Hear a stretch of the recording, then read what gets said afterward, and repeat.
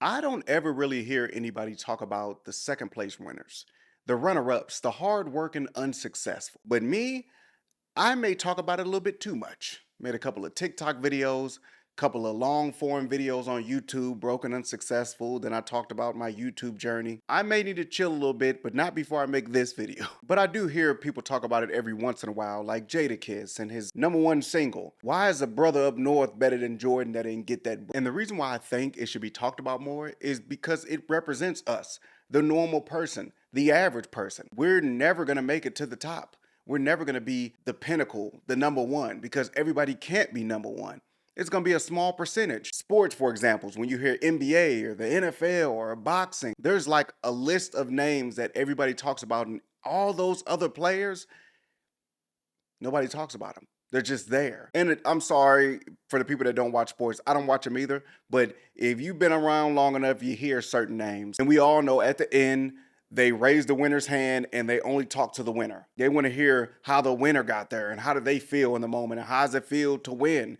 And the spotlight gets taken away from the loser. The loser kind of just gets pushed into the background and they go about their business. They're literally a stepping stone. Anytime you see a highlight reel of any type, tennis, golf, there are people that are in the game that nobody talks about. That's us. Why are we not talking about that? Forget the winner, rags to riches. What about rags to rags? Started from the bottom, now they're here. What about started from the bottom and they're still at the bottom? And it's really a crazy concept because, for the most part, when you work hard in something, you should get rewarded. But this isn't kindergarten anymore, or when you're a child, when everybody gets trophies, because it's not like that in the real world. There's going to be times where you work, and no results, coming up short. That's just life. But here's the tricky part. How do you know when you're actually good? It's actually a scary thought that I never can get across. Hopefully you can help me. I always go on Instagram and stuff like that and see people advertising their music, and to me it'd be terrible. It'd be horrible. The visuals are horrible, the music is horrible, but to them it's fantastic enough to pay money and advertise it. So it's a scary thought for anybody that's doing anything right now, that's trying to strive to be the best. They may think they are fantastic and it could be horrible. It could be terrible. And I used it before as an example in my other video that every time I go back and look at my older videos, I'm like, these are horrible. But at a time, I thought they was fantastic. And the reason why I'm talking about this is people say consistent, be consistent, be consistent. What if you're consistently terrible at something and you're just so delusional that you think you're getting better, but you're actually not? So when it's time to see who the winner is, you're not the winner, but it's not because you didn't put the work in. You just might not be good ever. You may never make it to the pinnacle because it's just not for you. And I know people love to ask the question, what is success? Because success means something different to everybody. I get that. But we all, I think deep down, we know what success is. We know deep down, if you are doing something, why wouldn't you want to be the best at it? If you are doing it for fun, it's just a hobby.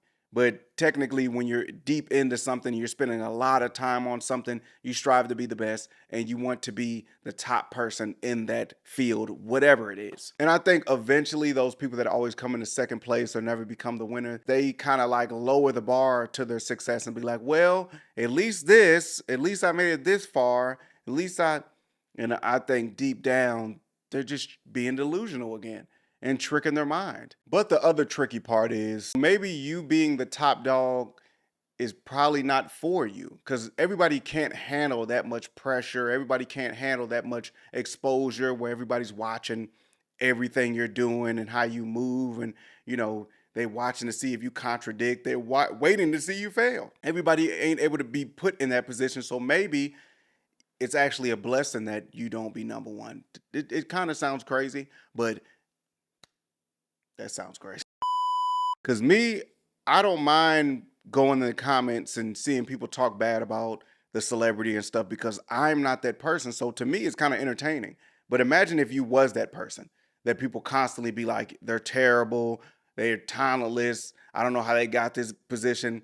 And deep down, you're putting in all this work and putting all this effort, and people just downplay it on a regular basis just because you're in that number one spot. But the number one thing that will always bother me is before you even get to the next level of any sorts, you're going to be putting in a little extra time and effort into something and still being on the same level as everybody not doing anything. That's what always is going to drive me crazy. Just imagine like a young teenager that wants to be a rapper. Well, we'll just say a dude that works in a warehouse that wants to be a rapper, and he thinks he's talented, and he's putting himself out there all for nothing for real until it is for something.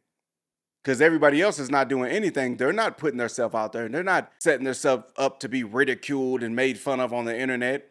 And they're working at the same place you're working at and maybe making a little bit more money than you. So you're putting all that, sacrificing all that just to maybe be turned into a meme. With anything, if you're trying to switch up your life, if you're trying to upgrade your life, it's going to be a lonely road. And at the end of the road, you may not get your hand raised. You may have failed. But me, I was thinking about quitting this 1,000 times because I kept getting wrapped up in not, I'm looking at other people, comparing myself like I'm putting all this work in for nothing.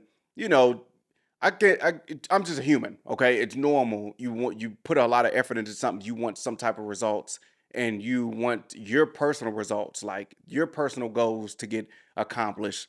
But it's like the more I put into it, the less people started paying attention to it. And I'm like, what is going on?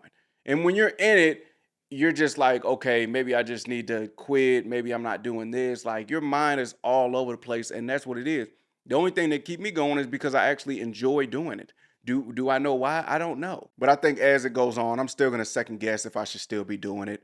I'm still going to second guess or think about what I should be doing if it's not this. But I think most of us will always come up short because it might take a lifetime to figure out what you're supposed to be doing.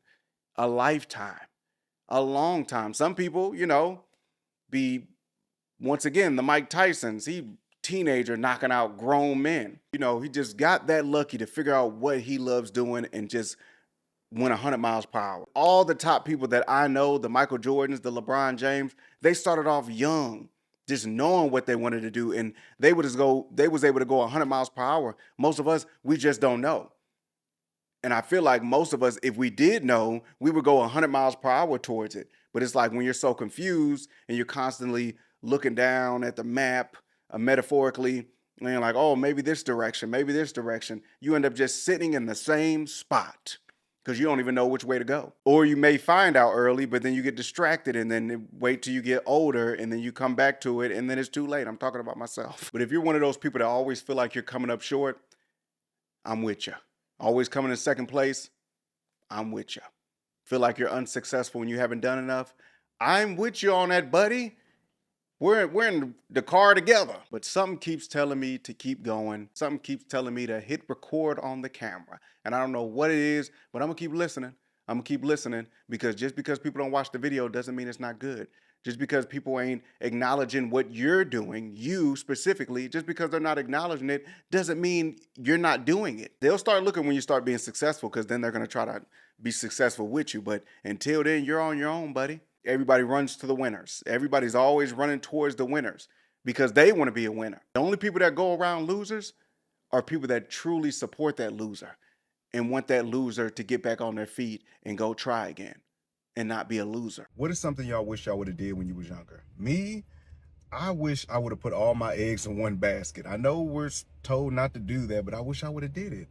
I was too afraid to go all in on something. So now I just became decent at a whole bunch of random stuff. I want to master something. I wish I would have mastered something. I wish I would have been so good at something that I would have been known for it. Now look at me.